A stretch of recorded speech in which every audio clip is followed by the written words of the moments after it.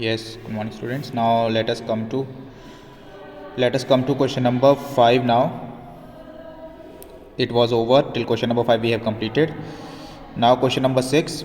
After independence, why was there a reluctance to divide the country on linguistic line? So independence के बाद ऐसा क्यों था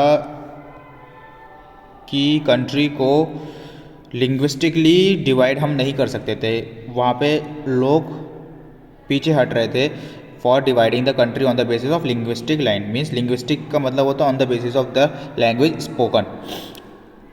We were not dividing the country on the basis of the language spoken. Why was it so?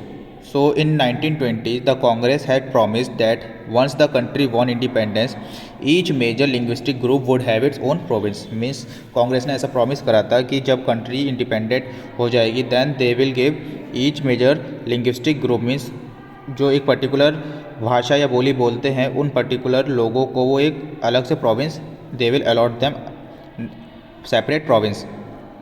However, after independence, it did not take any steps to honor this promise. So after the independence, they did not took any promise to take any steps to honor this promise. There was a reason for this. India had already been divided on the basis of religion. Because India was already divided on the basis of religion, the joy of freedom had come along with the tragedy of partition, and also the joy had come with the tragedy of partition. This partition had led to the killing of a million people in riots, and many million people were killed in the riots, in the riots that happened during the partition. Fresh divisions were not considered to be feasible. So पहले ही इतनी divisions के चक्कर में या फिर पहले ही इतनी divisions के थ्रू जो डिविजन्स हुई थी उसी के थ्रू इतने लोगों की मृत्यु हो गई थी और इतने लोग मर गए थे. So that other they were not able to get the more people out of these things. The joy of freedom had come along with the tragedy of the partition. तो जो पार्टीशन हुआ था उसके साथ ट्रेजिडी की भी जो वो थी, हमारे पास जो फीलिंग्स आई थी वो ट्रेजिडी की भी फीलिंग्स थी. Then also they said they felt that the need of the hour was for India to remain strong and united. Now it was the time for India to remain strong and united. It is not like that we are separating all the countries onto the basis of separate nation. Means everyone will be given particular province. It was not like that. Congress leader believed that any further division of the country would only disrupt its unity and progress. That means all the Congress leader thought that if we divide country more, then it will break all the country into parts and it will disrupt the unity and progress. Means the country will not be able to progress and there will be no unity among the country. They felt that the need of 1 hour was for India to remain strong and united. Now it is the time for India to remain strong and united and work towards the becoming the nation, and anything that hindered the growth of the nationalism had to be rejected. So जो भी nationalism की growth के लिए बाधा बनती है उसको उनको reject करना है. So that was meant by them. So this was about question number 6. Now question number 7. Question number 7 says, give one reason why English continued to be used in India after independence. Independence के बाद भी एक reason बताना हमें why this English continued to be in India. People of the South, those who could not speak Hindi, opposed Hindi as national language. So many people were there in the South, those who can't speak Hindi. Still now many people are there in the South who cannot speak Hindi. So they opposed that the Hindi should be a national language. They threatened to separate from India if Hindi was imposed on them. So they also threatened that they will get separated from India if Hindi was imposed on them. If you are not able to speak any language and someone is imposing that particular language on you, then what you will do? Obviously it is obvious that you will either say no to that or you will not accept that thing simply. So that was similar to the South people also.